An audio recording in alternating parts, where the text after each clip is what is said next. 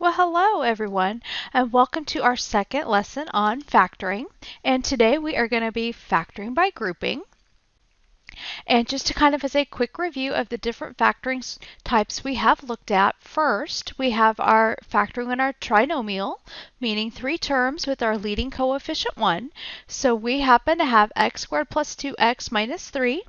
And if we recall from last week, that's when we're looking for two numbers multiplied together that in this case would be -3 that add to be 2.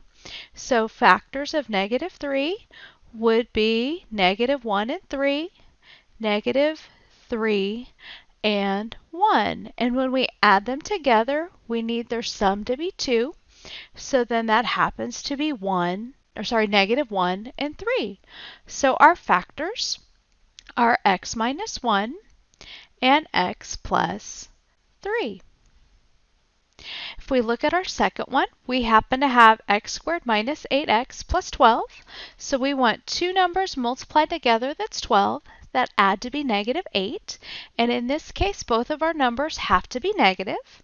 So that would be, for example, to get 12, we have -1 and -12, -2 and -6, -3, and then -4. And the two of those that happen to add to be -8 would be -2 and -6.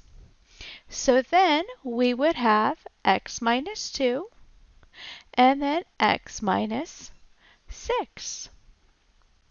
And looking at our next one, this one is a binomial. Remember, binomial happens to mean two terms. So in this case, we are just going to be looking for our greatest common factor, or our GCF. So we need to figure out what number, or the largest number that divides evenly into 3 and divides evenly into 12. And that happens to be 3. And then we're going to look at x to the fourth and x squared, and they each have a factor of an x squared. So our greatest common factor is 3x squared. And remember, it's basically very similar to dividing each of our terms by that. And then what we have left is just x squared. And then 12 divided by 3 is 4, so plus 4. And then our x squareds would happen to cancel out. And if we wanted to use the distributive property, we could distribute and we would get the original problem that we had. So let's look back at number 4. We have x squared plus 2x minus 24. So now we have that negative number. And so our numbers need to be positive and a negative. In this case, they happen to multiply together to be -24, but add to be 2.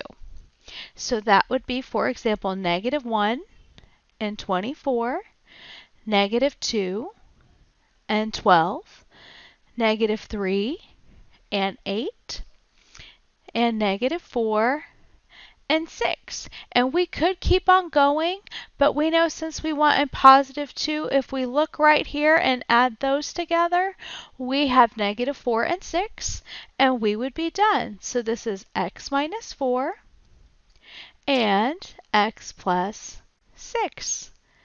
And remember, with all of these, we can FOIL these back out or double distribute on numbers 1, 2, and 4. Or we can just apply the distributive property on number 3. And then looking at number 5 and then number 6, if we recall from our last lesson, both of these are that difference of two squares. Meaning we are subtracting, and our first term is a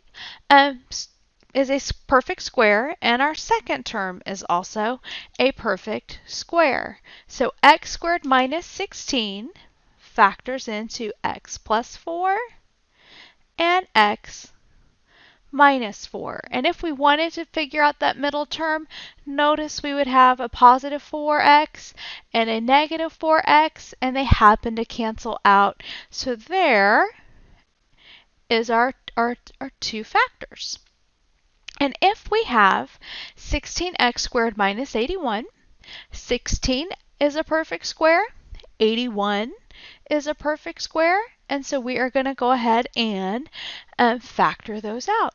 And this would be 4x plus 9 and 4x minus 9. So there is our little difference of two squares. So that is just kind of a quick review of all the factoring we've done so far.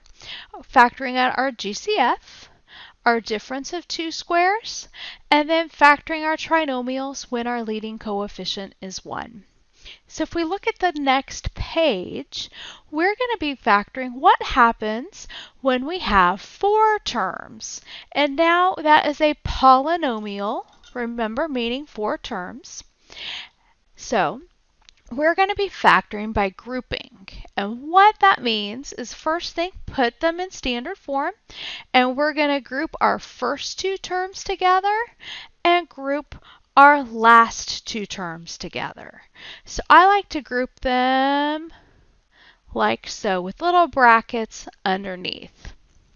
Because then, from that first group, x to the third minus x squared, we're going to look for what is the greatest common factor of that first group. And we're going to notice that each of them happens to have an x squared in common. Once again, only looking at that first little group. So we would put our x squared out front, and then we're going to look to see what would be left if I factored an x squared out. And we end up with x minus 1. Okay. So next, we're going to go ahead and look at our second group. What number does that second group have in common? Looks like, so we've got negative 5x plus 5. So we're thinking it should just be a 5. However, notice we're always going to take this sign. So if this one's negative, we are going to go ahead and factor out a negative, and in this case, 5.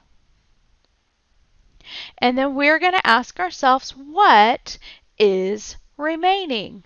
So if we negative 5x divided by negative 5 leaves us with just an x. 5 divided by negative 5 leaves us with a minus 1. And this is really important when we're factoring by grouping, because notice these two parts are the same. When we're factoring by grouping, those absolutely have to be the same. So our first factor is then x minus 1. And then the second portion is, what do we have remaining? And we have an x squared minus 5.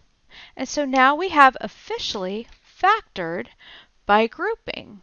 And with this, if we checked our middle terms, we're going to notice that they're not going to combine. So if we wanted to go ahead and double distribute, that is x to the third minus x squared minus 5x and then plus 5.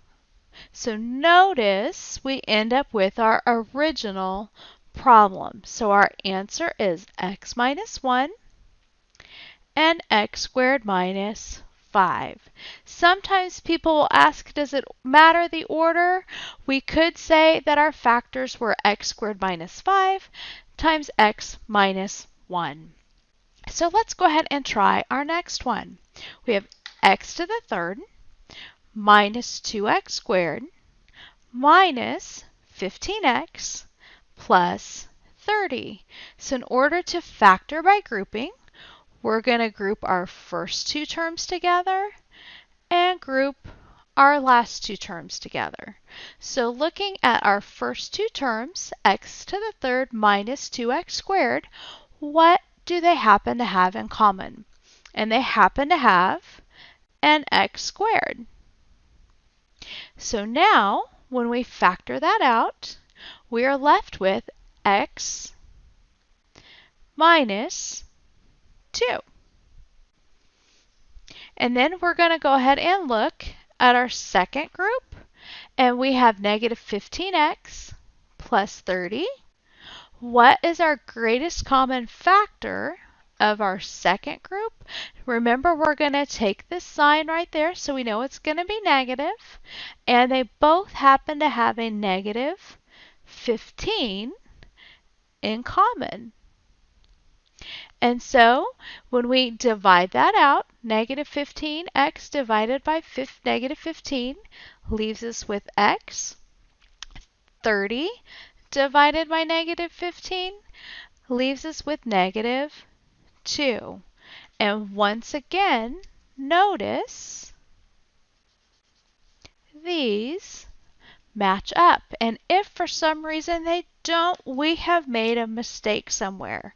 So our factors are x minus 2, and then we are also left with x squared minus 15. And once again, remember, you can always FOIL or double distribute that out to double check your answer. So let's go ahead and look at our very last one. We have 2x to the third plus x squared plus 8x plus 4. So we're going to group our first two together and group our last two together. And we will see factoring by grouping was going to come in handy again next week. So we have 2x to the third plus x squared, and what they happen to have in common is an x squared. And we are now going to be left with 2x plus 1. If we divide 2x to the third divided by x squared, leaves us with a 2x. X squared divided by x squared leaves us with a 1. So looking at our next little set, 8x plus 4, our greatest common factor is 4. And notice we're going to go ahead and keep that sign so it's truly a plus or positive 4. So 8x divided by 4 leaves us with 2x. And then 4 divided by 4 is plus 1. And once again, notice what happens is these match up. So 2x plus 1 and 2x plus 1. So our first factor is, 2x plus 1. And then our second factor happens to be x squared plus 4. So x squared plus 4. And there is our final answer. Remember, you can always FOIL or double distribute back to double check your answers. And that is all we have for today, ladies and gentlemen. I hope you have enjoyed this. I hope everybody is staying safe and hope to hear from some of you soon. Have a great evening. Good night.